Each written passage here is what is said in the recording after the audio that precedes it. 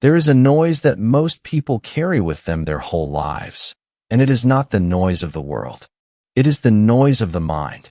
The world can be utterly silent, a late hour, a dark room, a house where everyone else has gone to sleep, and still, inside the head, the talking goes on. The planning, the replaying, the arguing with a conversation that ended 3 years ago, the rehearsal of a conversation that has not happened yet, the inventory of mistakes, the scan for dangers, the what if, the why did I, the should have, the if only. You know this noise. You may not have a name for it, but you know it the way you know a room you have lived in for years without ever lifting the blinds. It is the sound of a mind that does not know how to stop, and the person who lives inside it has been trying, in one way or another, for most of their life, to find the silence that everyone seems to have accept them. The ancient teachers of Buddhism had a name for this. They did not call it anxiety, and they did not call it overthinking, because those words had not been invented yet. They had a simpler, plainer, more honest name for it. They called it the monkey mind, and they said it with the same tired affection a farmer uses for a creature that will not stay in its pen. Tonight, we are going to speak about that monkey, and about the oldest, gentlest, most practical things the human tradition has ever discovered for calming it.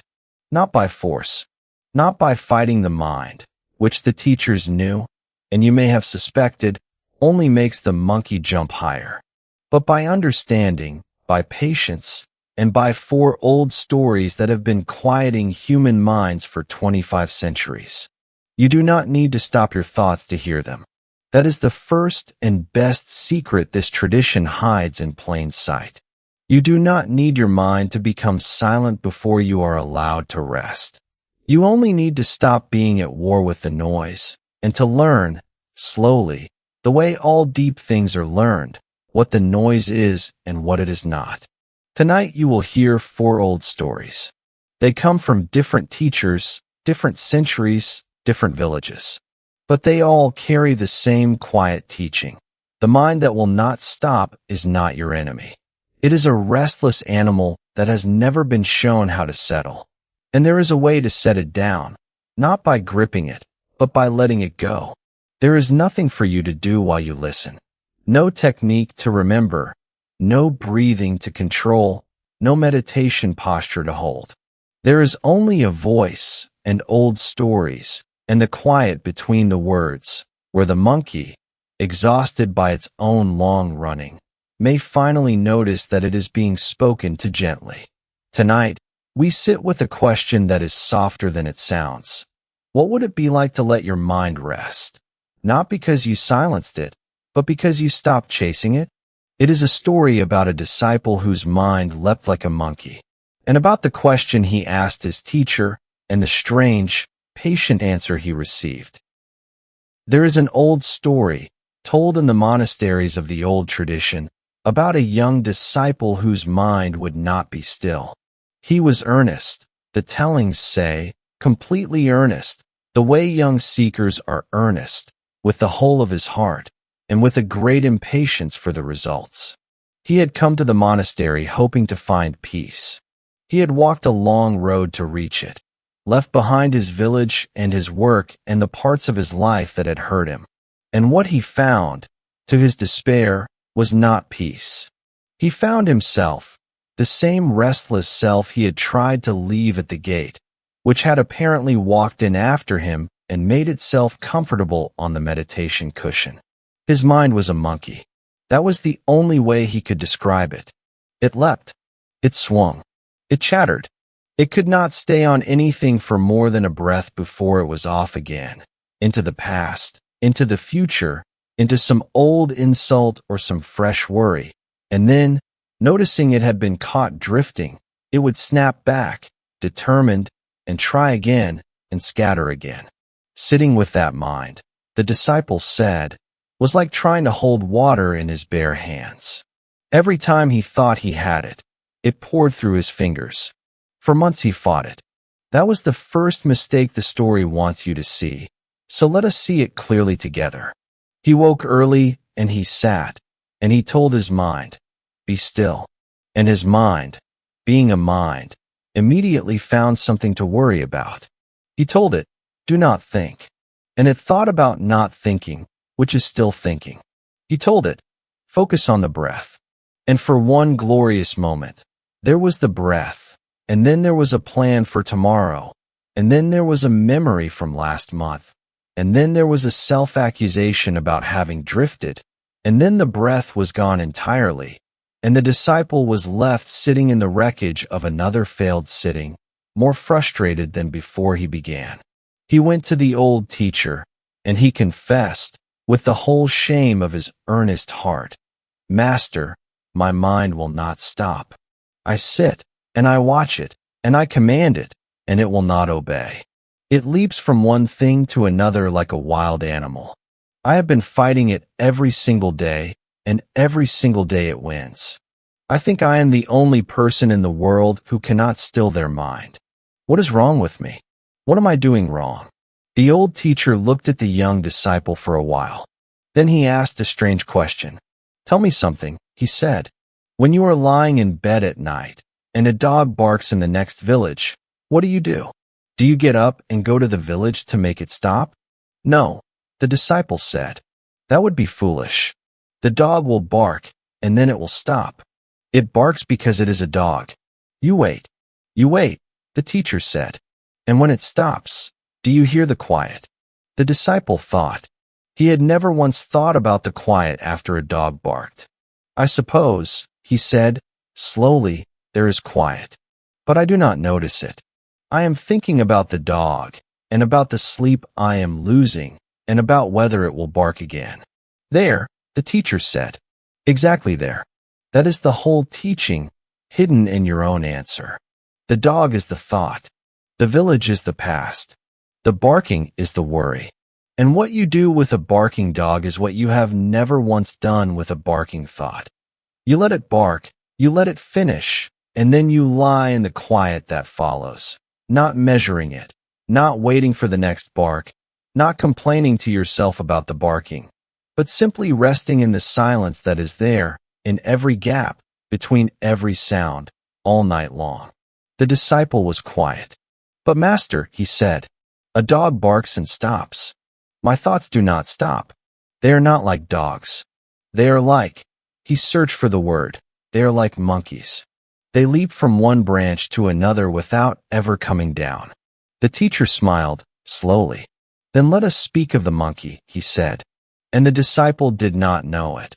But the old teacher had been waiting for this word all evening, because the monkey was the story he had been carrying toward the young man the whole time.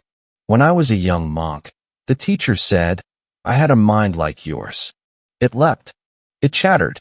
It never came down. And I fought it for years, the way you are fighting it now. And then an old teacher, my teacher, told me about the monkey, and it changed everything. So listen, and I will tell you what he told me. When a monkey sits in a tree," the old teacher said, "and refuses to come down, what do? Do you climb up and drag it down?" "No," the disciple said. "A monkey climbed to drag down cannot be dragged. It leaps higher. It would scratch me. You wait. Wait." The disciple said, "That is all. You wait. You wait," the teacher said. "You sit at the foot of the tree, and you make your peace with the weight, and you let the monkey exhaust itself. A monkey does not leap forever. A monkey gets tired. And when it is tired, when it has swung through every branch and found no danger and no food and no other monkeys, a curious thing happens. It comes down to see what you are doing, sitting there, so calm, so patient, so unafraid. It comes down, not because you caught it, but because you stopped chasing it." The disciple frowned. "But Master," he said, "my mind is not a monkey in a tree. My mind is a liar. It tells me I am not good enough. It tells me I have done things wrong. It tells me every terrible thing could happen to me. I cannot just wait for a liar to get tired. I have to argue with it. I have to prove it wrong."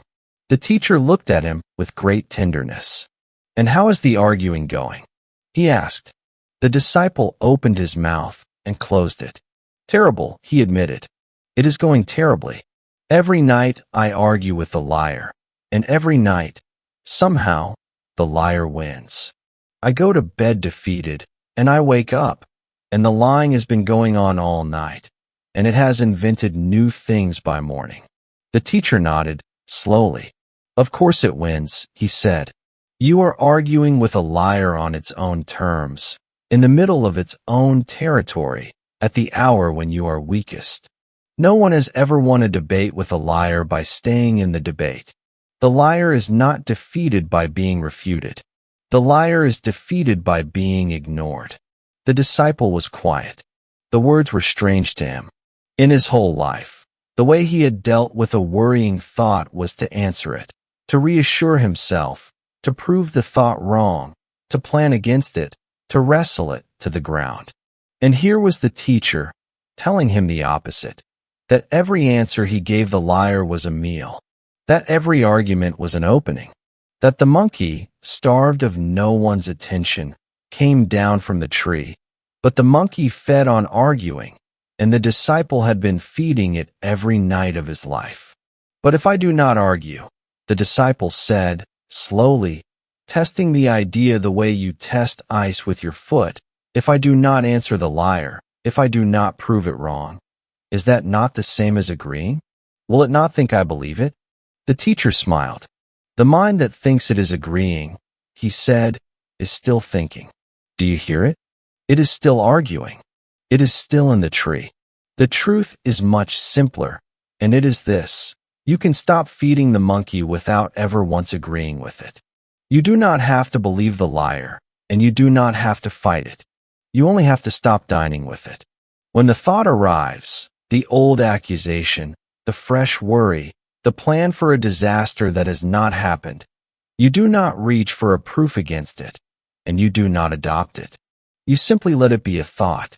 You can even say, quietly, kindly, to yourself, there is a thought. It is passing through the mind the way weather passes through a sky. It is not mine. It is not true because it is loud, and I am going to let it pass. But it will come back, the disciple said, in the voice of a man who had watched it come back 10,000 times. Of course it will come back, the teacher said. The monkey always comes back to the tree. It does not know any other tree. But here is what changes. You stop climbing. You stop arguing. You stop feeding. And the monkey, finding no one to leap at, no fight to join, no dinner on the ground, does the only thing an exhausted monkey can do. It settles. Not forever. It is a monkey. But for longer. And then for longer. And then, one night, you will sit, and you will notice that the arguing has not happened for a long time. Not because you won, but because you stopped fighting, and that is the only way any mind, anywhere, has ever become quiet. Now, the story says, the disciple returned to his cushion, and for weeks he practiced the strange new discipline of not answering the liar. It was harder than fighting had been. Fighting had a shape to it. It filled the hours. This new way was naked and strange. It asked him only to let the thoughts be weather. And the monkey raged. It brought the old accusations. It brought new ones. And the disciple sat at the foot of the tree, and he did not climb, and he did not argue, and he did, again and again, the one thing the teacher had asked. There is a thought. It is passing. I do not have to answer it. And slowly, over months, the shape of his mind began to change, the way a room changes when the loud guest finally leaves. The thoughts still came. The monkey still visited. But the disciple had stopped being the audience and the opponent at the same time. And in that double release, something quiet and old and vast opened inside him. The stillness underneath that had been there all along, hidden, the way the floor is hidden beneath a crowd that will not stop dancing. He had not found a quiet mind. He had found, which is far better, the quiet one who watches the mind. And that one, as the teacher said, does not need to argue about anything. Now let us bring the story home. because it is about you and the liar that lives in your head. You know the liar. You have argued with it for years. It tells you you are not ready, you are not safe, you are not good enough, you have failed, you will fail, everyone is judging you. This will end badly. And you have answered it. With reassurance, with planning, with proof, with the long midnight inventories of your own worth. And the liar has always won, because the liar is not fed by being right. The liar is fed by being answered. Here is the teaching, and it can change the way you sleep tonight. You do not need to win the argument with your mind.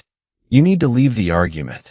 When the thought comes tonight, the worry, the replay, the accusation, you do not need to refute it, and you do not need to believe it. You only need to stop dining with it. Say, quietly, with the patience of a man at the foot of a tree, there is a thought. It is passing. I do not have to answer it. The monkey is a liar. It is also a monkey. And a monkey, like a liar, like a worry, like any sound, grows tired when it is not fed. The mind you have been fighting for years is waiting for you to discover the one thing no one ever told you. That you can stop fighting without ever agreeing. And that the quiet you have been chasing your whole life begins at the exact instant you lay the argument down. There is a second story, and it is about a musician, a single broken key, and the most patient teacher the musician had ever met. The musician in the story was a court musician in an old kingdom, a player of a stringed instrument, the kind of instrument that takes a lifetime to learn and a generation to love. He had been playing since childhood. His fingers knew the strings the way a farmer knows his fields, blindly, faithfully, by heart. And he was good. He was more than good. He was the player the kingdom sent for when the king wanted to hear something that would move the stone out of a royal heart. But a court musician's life is not all palaces. It is hours. It is days. It is the long, lonely years of practice, in which a player sits with his instrument and his own expectation, and he plays the same passage until his shoulders ache, and he listens, and he plays it again. It was in one of those long hours, young, ambitious, burning to be perfect, the way the young burn for what they love, that the musician met the broken key. Now, you must understand what the key was. The instrument he played had, along its neck, a series of frets, little marks of wood and string that divide the notes, the way the banks divide a river. And among them, one had broken. Not the whole fret, not the whole note, just one, a small breach in one of the strings, a flaw the eye could hardly catch, sitting there in the middle of the instrument like a stone in the middle of a path. The first time the musician's fingers crossed it, the note did not sound right. It was not silent. It was worse than silent. It was almost right. It bent. It wavered. It refused to be the clean, true, certain note the musician had played 10,000 times. And the musician, who had spent his whole life in the service of clean, true, certain notes, felt something rise in him that he later came to know very well. The hot, tight, gripping anger of a perfectionist at a flaw he cannot immediately fix. He tried to fix it. Of course he tried to fix it. That is the first thing a person does with a flaw. He tries to fix it. He turned the peg. He pressed the string harder. He pressed it softer. He shifted his hand a fraction of a finger's width, then a fraction more. And the note, stubborn, indifferent to all his effort, continued to be almost right. The musician put the instrument down. He picked it up. He played around it. He played through it. And he grew hot. And he grew tight. And he grew very, very still, the way a person grows still just before he throws something. It was at that moment that the old master found him. The master was the musician's teacher, an old man who had been playing when the musician's great-grandfather was a child, and who had long ago passed the point where a flawed note could trouble him. He came into the room, and he saw the young musician standing over the instrument, rigid, furious, holding the broken note in his hands the way you hold a wasp. "What is the matter?" the master asked. "The key," the musician said. "It will not play. I have been fighting it for an hour, master. I have tried everything, and it will not play. It is broken. It is ruining my music." The master came and looked at the instrument. He ran his fingers over the broken fret, slowly, the way you touch a wound to learn its shape. Then he looked up at the young musician and said, in the mildest voice in the world, "Then play the rest." The musician stared at him. "The rest?" "Master, the rest is full of this note. The music is built around this note. I cannot play the music with a broken key. Every time I come to it, it breaks. I cannot play the rest." Then, the master said, "You have a great deal to learn about the rest." He took the instrument, gently, from the young man's hands. He sat. He placed his fingers. And he began to play. Not the music the young musician had been trying to play, but the same music, played differently. When he came to the broken note, he did not hit it, and he did not avoid it, and he did not make a fuss. He simply leaned into it, the way you lean, into a curve in a road, and he let the note be what it was, bent and wavering and imperfect, and he used it. He shaped it. He rounded it. He let it carry, into the phrase, a tenderness it had never had when it was clean and true. And the young musician, standing there with his anger draining out of him, heard something he had never heard in his whole life of perfect playing. The music, with the broken key in it, was more beautiful. It was deeper. It was more human. It had a grief in it, an honesty, a lived-in quality that the clean, true, certain version had never once possessed. The flaw had not ruined the music. It had given the music a dimension it could not have had without it. The master finished and set the instrument down and looked at the young musician. And he said the words that this story has carried across the centuries. There is a broken key in every life.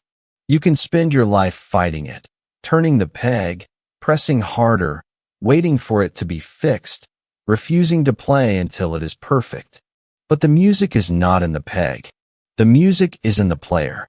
And a player who can play the broken note, who can accept it, shape it, lean into its imperfection and let it sing, has more music in them than the player who must have every key clean before he will touch a song. The broken key is not the enemy of your music, boy. It is the door to a deeper music. Learn to play it, and you will play a music that the flawless can never reach.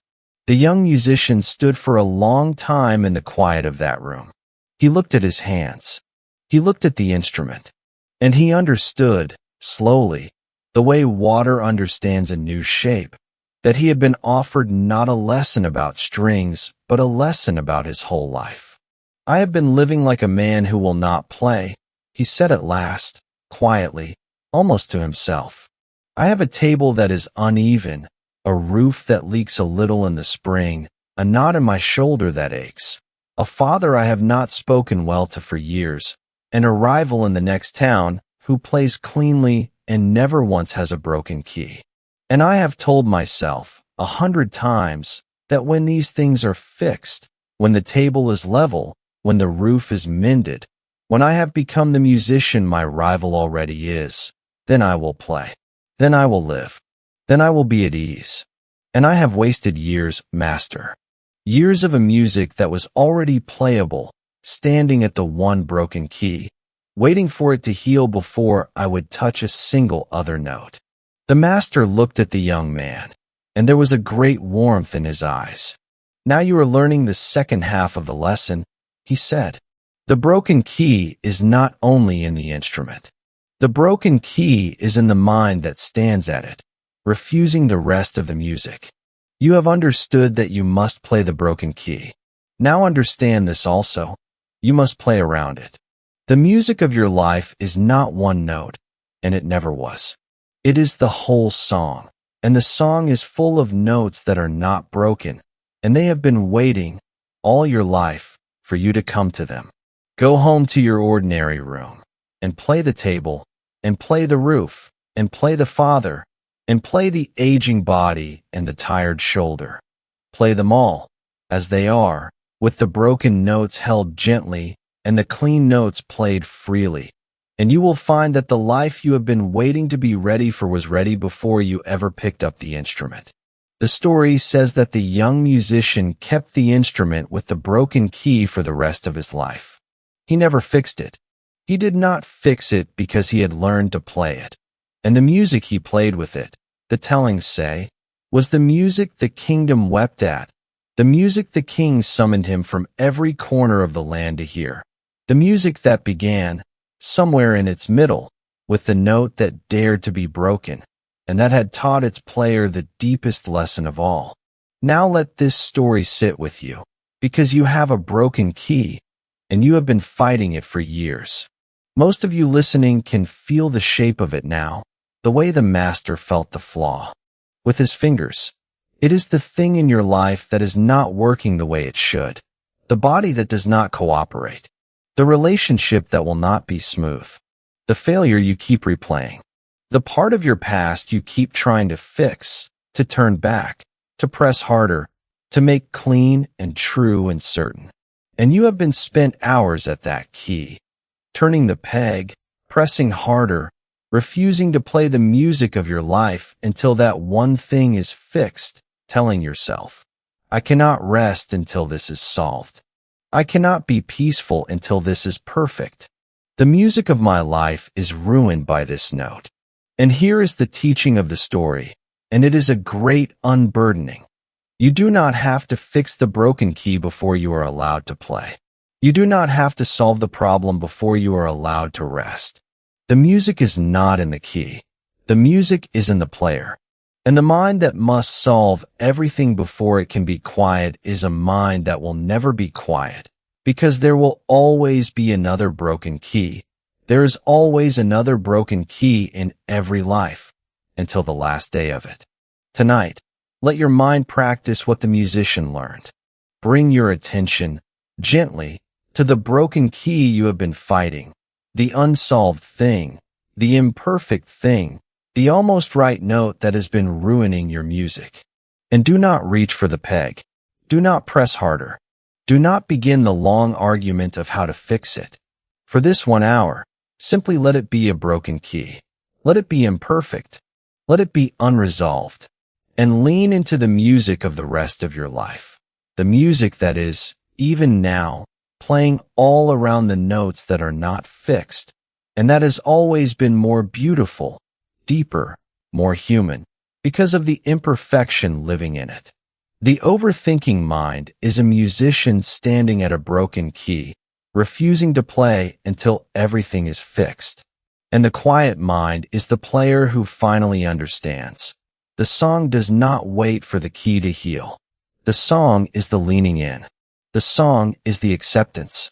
The song is playing, as you are, with the flaw, through the flaw, past the flaw, and discovering, in that playing, a depth of peace that the flawless can never reach.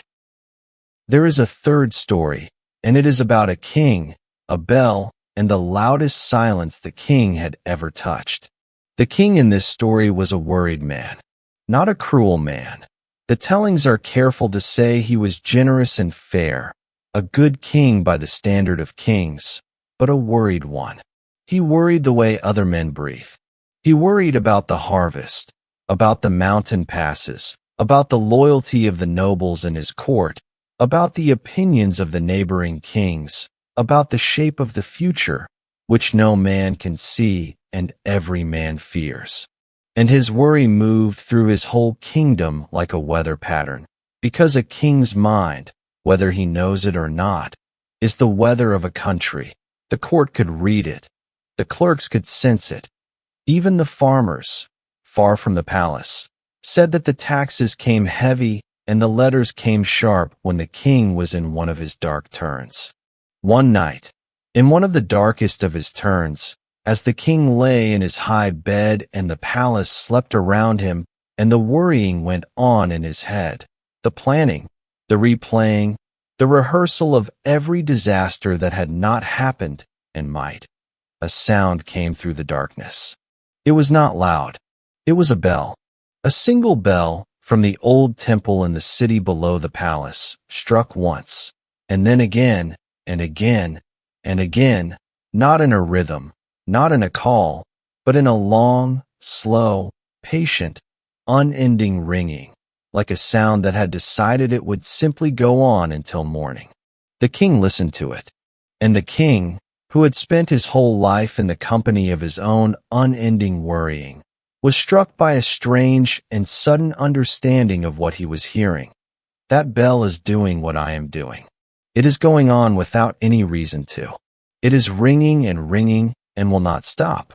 It is me. That bell is my mind. He could not sleep for the understanding of it. And in the morning, when the city woke, the king sent for the bell, or rather, for the master who rang it, an old temple keeper with a face like a rock that has been rained on for 100 years and liked the rain. The king met the old man in the palace garden, among the stone lamps and the clipped trees, and he said, without preamble, "Old man, your bell rang all night. It rang and would not stop. I heard it from my bed, and it kept me from sleep, and I have come to ask you one thing. Why did your bell ring all night?" The old keeper looked at the king in the morning light, the way you look at a tired dog. "It rang," he said, "because it was struck. Except it was rung so it could be heard. A bell is struck, and it rings until the ringing is done. That is what bells are for." The king frowned. "Then why," he said, "does it ring so long? It went on for hours. A bell should ring and be done. A bell should ring when it is rung and then be silent. Your bell rang past all sense. It was like a thought that will not end.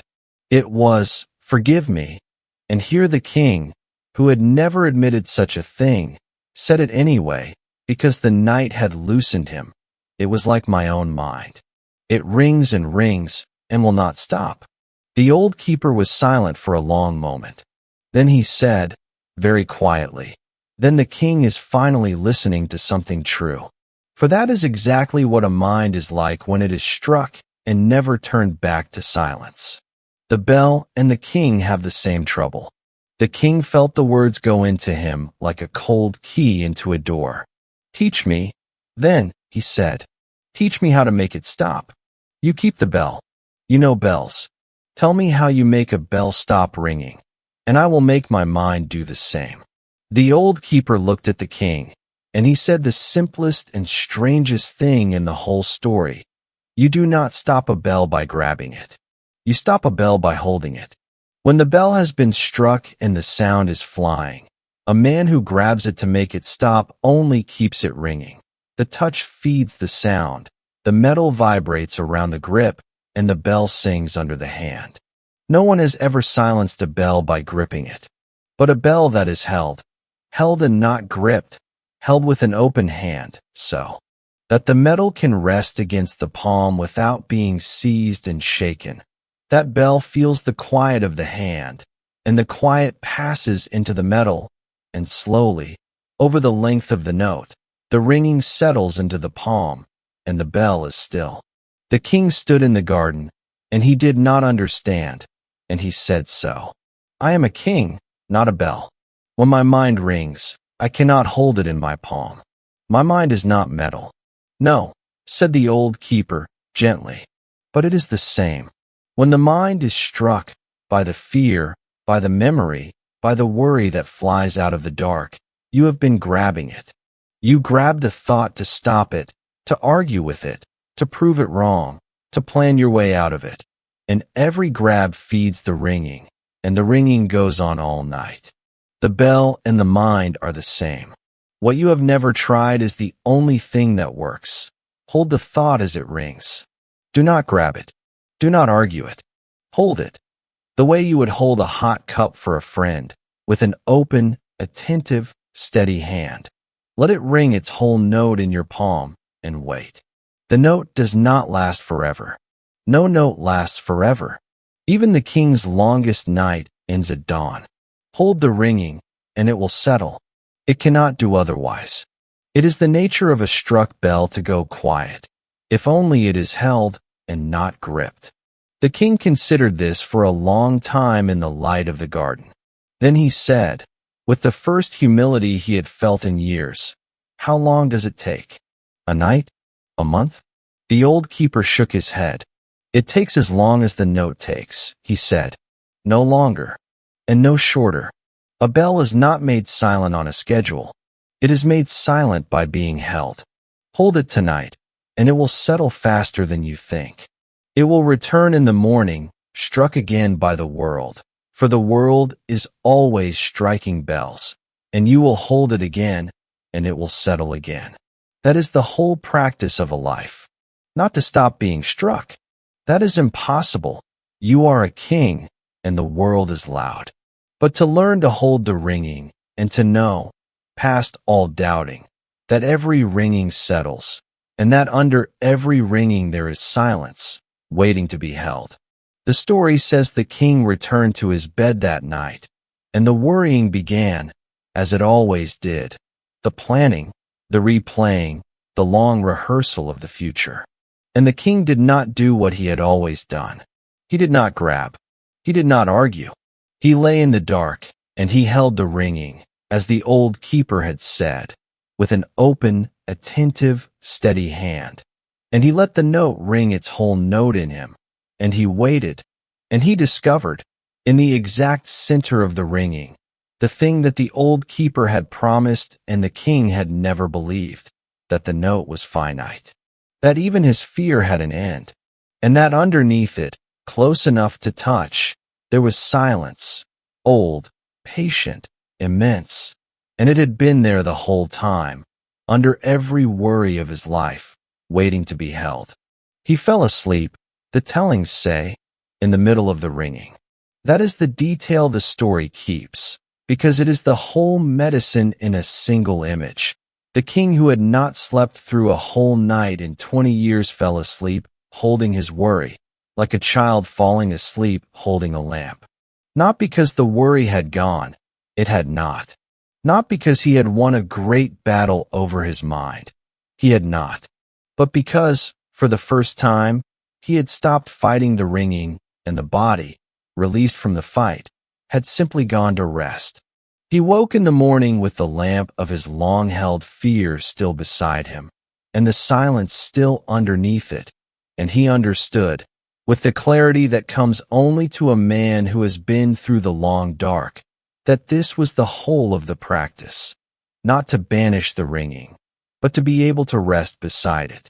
And from that morning on, the king carried the old keeper's teaching into every room of his life.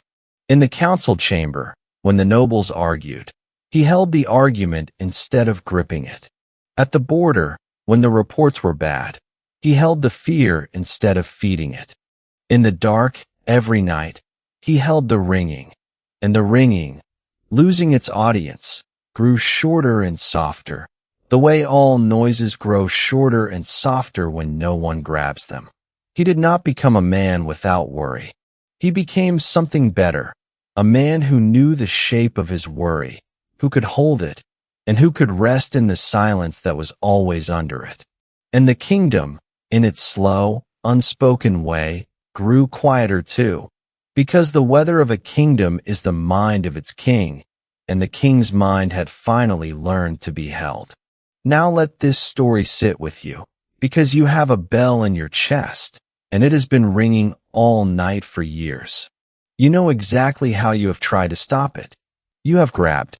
Every time the worry came, you grabbed it, to argue with it, to plan against it, to prove it wrong, to solve it, to make it stop. And every grab has kept it ringing. The worry about the diagnosis has been grabbed so often it has worn a groove in your mind. The old mistake has been seized so many times it can play its whole argument in your sleep. The fear of the future has been gripped so tightly that your hands are the shape of it. And the bell has never once gone quiet, because nothing is fed like a grabbed worry. Here is the teaching, and it is the most restful thing you will hear all night. You do not need to stop the ringing. You only need to stop grabbing it. Tonight, when the bell is struck, and it will be struck. The world is loud, and it always strikes the bells. Do not argue with the thought. Do not plan around it. Do not solve it. Let it ring its whole note in you, and hold it with an open hand, the way you would hold a hot cup for a friend, and wait. Because every note is finite. Every worry has an end. Every ringing, even the loudest and the longest, settles, if it is held and not gripped. And you will find the strange and gentle arithmetic of the story. The grip is what makes the note last. Have you not noticed it in your own mind? The worry you fear the most is never the worry itself. It is the fear that the worry will never end. And the fear that it will never end is what makes you grab it, and the grabbing is what feeds it, and the feeding is what keeps the note ringing all night. But a note that is held and not gripped sounds its note and is done. A worry that is held and not argued passes through you the way a wave passes through water. The water moves, the wave is there, and then the water is still again. And you are the water, friend, not the wave. You have always been the water. The worry has only ever been weather on your surface. The quiet mind is not a mind that is never struck. It is a mind that has learned to hold the ringing and to know the silence that is always underneath. That silence is not somewhere else. It is under the worry you are holding right now. It has been there all along. And tonight, for the first time, you do not have to grab the worry to make it stop. You only have to hold it and let it settle, at last, into the quiet that has been waiting for it all along. There is a fourth story, and it is the gentlest of the four, and it is about a gift, a widow, and the longest wait the human heart has ever learned to endure.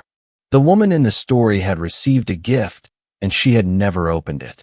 It had come to her in the middle of her life, in the middle of a gray year, from a hands that loved her.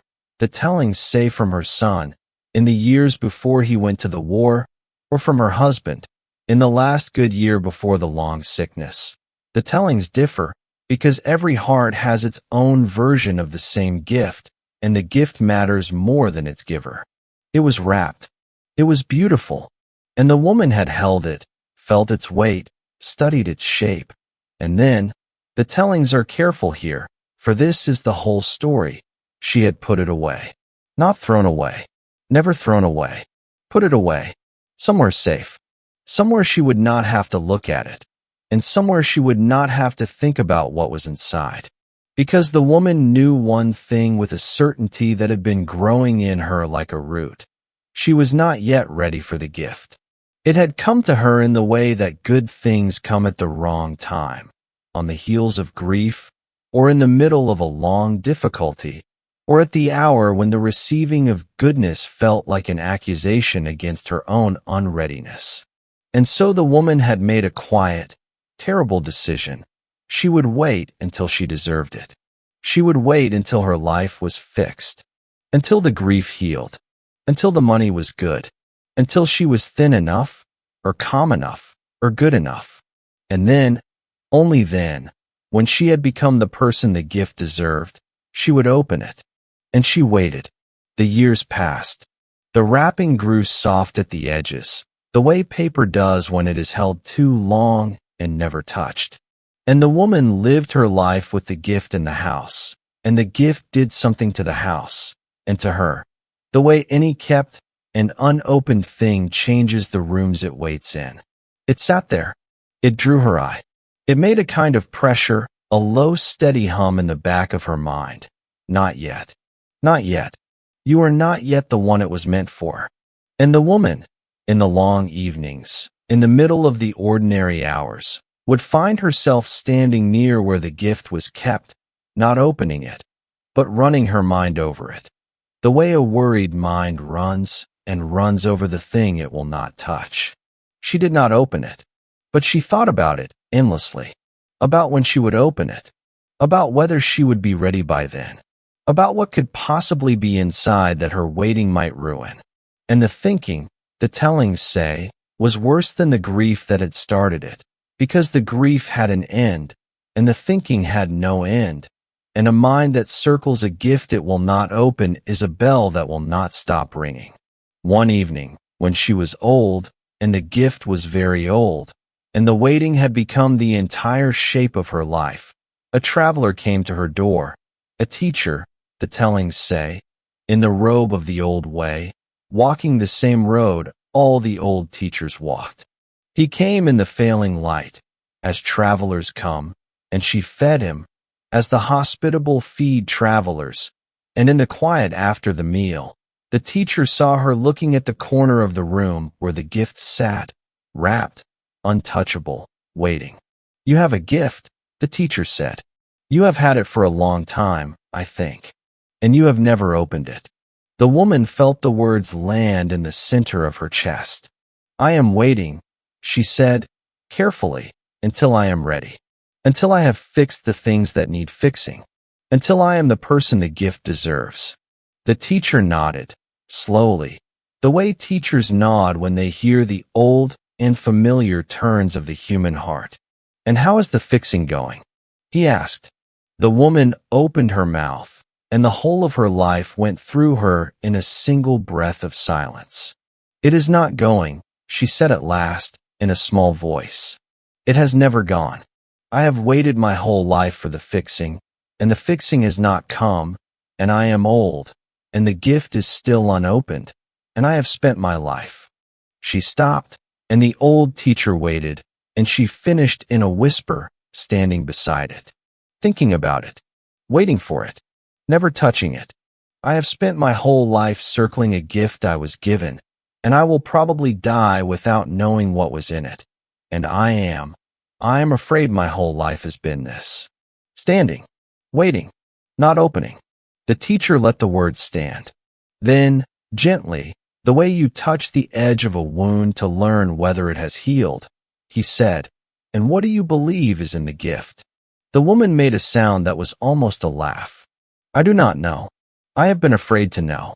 What if it is wonderful, and I was not wonderful enough to receive it? What if it is exactly what I have needed all these years, and I let it wait, and the waiting has cost me everything? What if I open it, and it is not what I hoped, and then the waiting was all for nothing, and I have no gift and no hope and nothing to wait for?" "Ah," said the teacher, softly. "So it is not the gift you have been waiting for. It is the permission.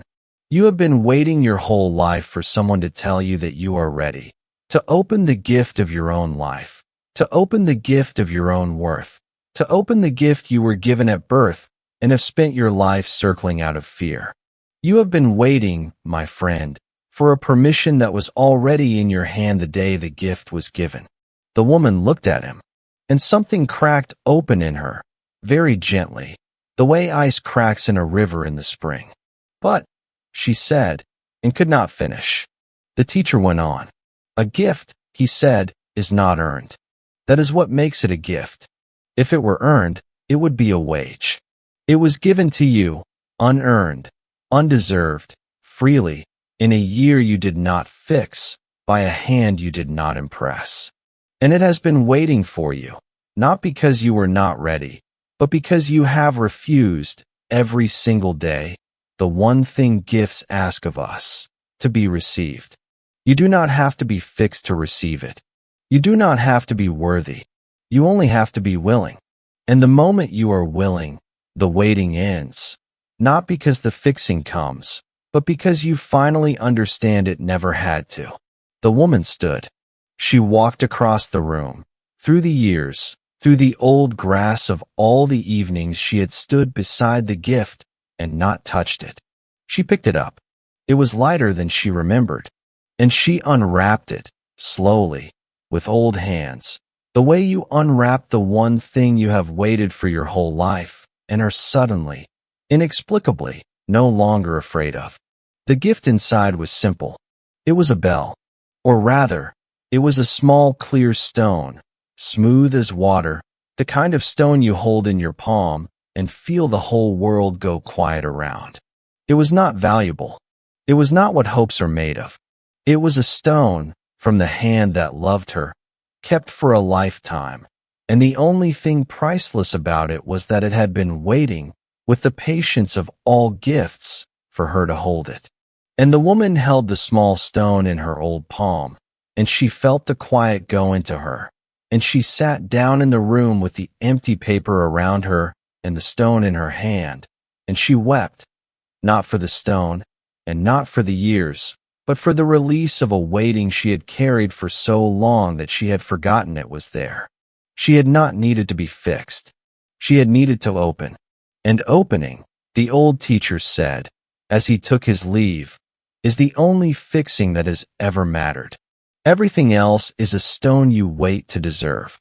The life you have, this life, tonight, the only life you will ever have, is not a gift to be earned. It is a gift to be opened.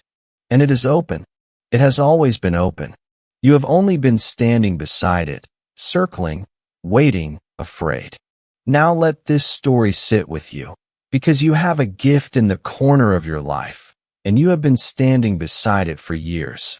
It may not look like a gift. It may look like your life itself, the life you keep deferring until you are ready, until you lose the weight, get the job, find the person, heal the wound, fix the past, become the self the waiting keeps promising. You have been standing beside your own life, circling it, planning it, worrying it, thinking about it endlessly. The unopened gift is your own living, and you have been waiting to deserve it. Not yet. Not yet. When I have fixed it. When I am ready. When the person I am becomes the person it deserves. Do you see what the waiting has actually been? It has not been a preparation. It has been a rehearsal of refusal. Every time you tell yourself that you will begin to live once the conditions are right, once the fear is gone, once the worry is resolved, once you have become calm enough, worthy enough, settled enough, you are doing the exact thing the widow did. You are standing beside the gift. You are circling it. You are keeping the paper intact out of fear of what is inside. And all the while, the worrying itself, the endless rerunning of the should-haves, the rehearsals of the not-yets, the long midnight inventory of your unreadiness, is not a sign that you are unworthy of the gift.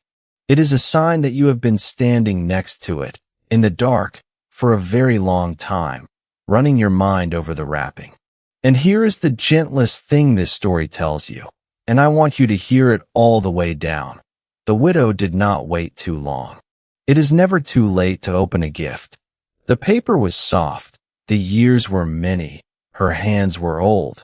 But the moment she unwrapped the stone, the warmth of it went straight into her, and the whole of the waiting fell away, the way a held breath falls away, because the gift had not grown old. Gifts do not grow old. They wait. They are made of waiting.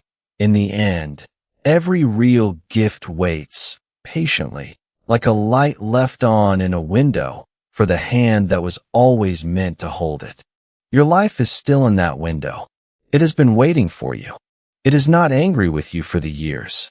It is only waiting, still lit, still patient, still yours. The worrying, the endless rerunning, the rehearsals, the midnight inventory, is not the path to the gift. It is the circling. It is the standing. It is the refusal to open. The overthinking mind is a person standing all night beside a gift, and the quiet mind is the person who finally understands that the gift was never waiting for her to become worthy. The gift was waiting for her to open. Tonight, the teaching of the unopened gift asks you to do the bravest and simplest thing a human being can do with their own life, to receive it, not after it is fixed, not once you deserve it, just as it is, broken-keyed, bell-ringing, imperfect, unhealed, yours. You do not have to be worthy to receive your own life. That is the whole point of a gift. It was given to you unearned, in a year you did not fix, and it has been waiting, patient as a small stone in old paper, for you to hold it. You are not waiting to be ready. You are ready, and you have been ready, and the waiting has been the only door that was closed. Open the gift tonight.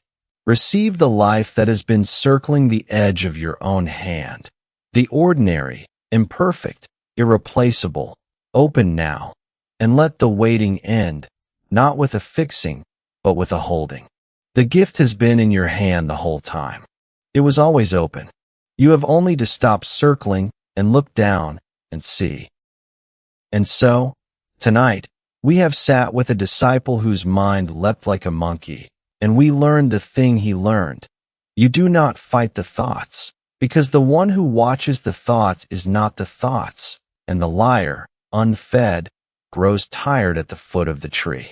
We have stood beside a musician with a broken key, and we learned that the music is not in the key.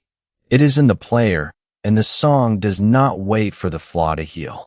We have listened to a worried king and an old temple keeper, and we learned that you do not silence a bell by gripping it. You silence it by holding it, and every ringing settles, and under every ringing there is silence. And we have waited with a widow beside the gift she could not open, and we learned that we do not need to become worthy of our own lives. We only need to receive them. For stories, one quiet thread running through them all, like a silver line through dark water. The monkey is not your enemy. The broken key is not your ruin. The ringing does not last, and the gift was never waiting for permission. The mind that will not stop has been fighting itself for years, and the fight, not the thoughts, has been the noise. The thoughts have always settled. They always settle. Under every one of them. Under the worry, under the replay, under the long rehearsal of the future, there is a silence, old, patient, immense, the silence of the one who watches, the one who holds the ringing, the one who opens the gift. And that one is you. Let your mind practice now, while the stories are still near. Let the practice be small, the way all real things begin. When the thought comes, and it will come, tonight, tomorrow, in the middle of an ordinary hour, do not argue with it. Do not grab it. Do not circle it. Hold it, with an open hand, the way you would hold a hot cup for a friend. Let it ring its whole note. And wait. The note does not last forever. It has never lasted forever. Under it, close enough to touch, there is the silence you have been looking for all your life. And it has been there the whole time, under every thought, holding you, waiting for you to stop fighting long enough to notice it. You have been the quiet one all along. That is the entire teaching of this night. The noise was never you. The worry was never you. The monkey, the key, the bell, the circling, none of them are you. You are the watcher, the holder, the opener, the still center that the whole tradition has been pointing to for 25 centuries. And tonight, in this quiet room, you can lay the argument down. You can hold the ringing. You can open the gift. The mind does not have to be still to be at peace. You only have to stop grabbing it and let the stillness, which has always been there, rise up and hold you. There is an ancient blessing the teachers of this tradition gave their students when the teaching was over and the night was deep. It is short, and it means, may you be still and know yourself as stillness. I will say it to you now, in its oldest form, and I will mean it exactly as it was meant. May you stop arguing with the liar and find you were never in danger of losing. May you play the broken notes of your life and find them beautiful. May you hold the ringing and find the silence under it. And may you open the one gift you were always given, your own life, as it is, tonight, and find, inside it, the peace that was waiting for you all along. Thank you for resting with us. If these stories brought you even a moment of ease, please subscribe. More teachings are always on the way. The quiet you have been searching for has never been somewhere else. It has been underneath the noise, in the gap between your thoughts, waiting. Let it be known to you tonight. Rest now. Sleep peacefully. Namaste.